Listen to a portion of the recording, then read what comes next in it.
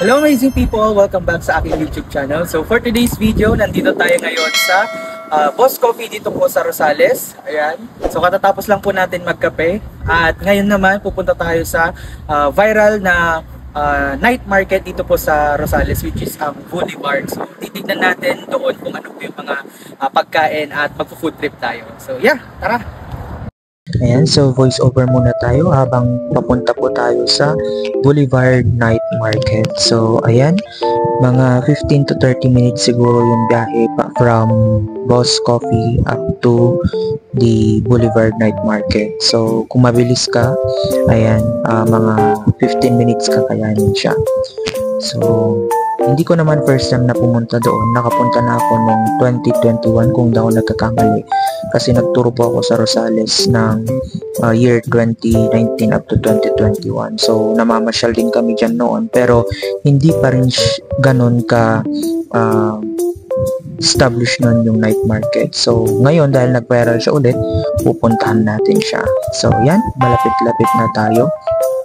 Papasok kasi yon. And ayan, malapit na po, papunta po doon sa mismong night market.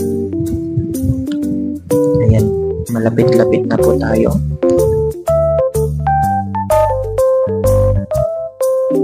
Ayan, so dito na nga tayo sa viral ngayon sa Facebook, which is ang Boulevard Night Market. So yeah, titingin tayo kung saan tayo pwedeng kumain ngayon. So yeah, tara!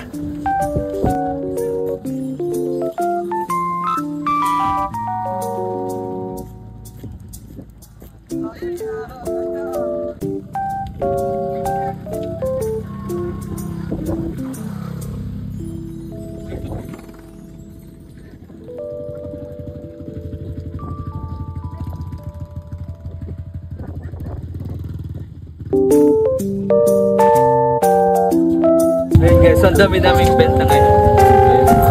Good tea, milk tea, yung iba. Bago tayo kumain guys, ikot-ikot muna tayo.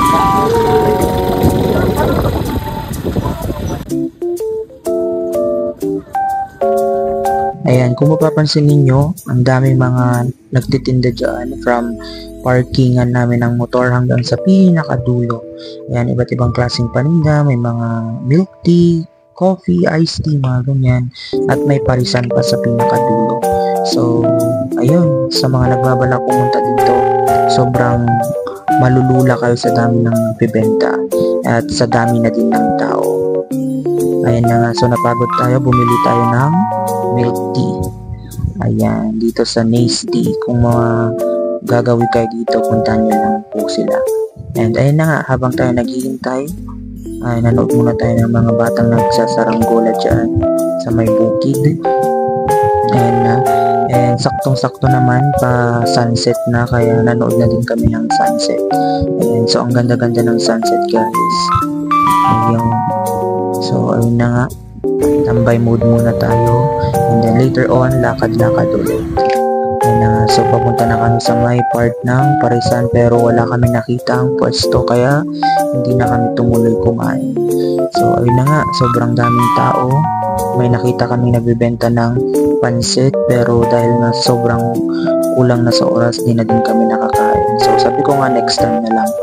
So yun nga, nag-decide na lang kami umuwi dahil wala na po kami pagpusan dahil gabi na din. So yun, hanggang dito na lang aking vlog for today. Ingat kayo palagi. Bye bye!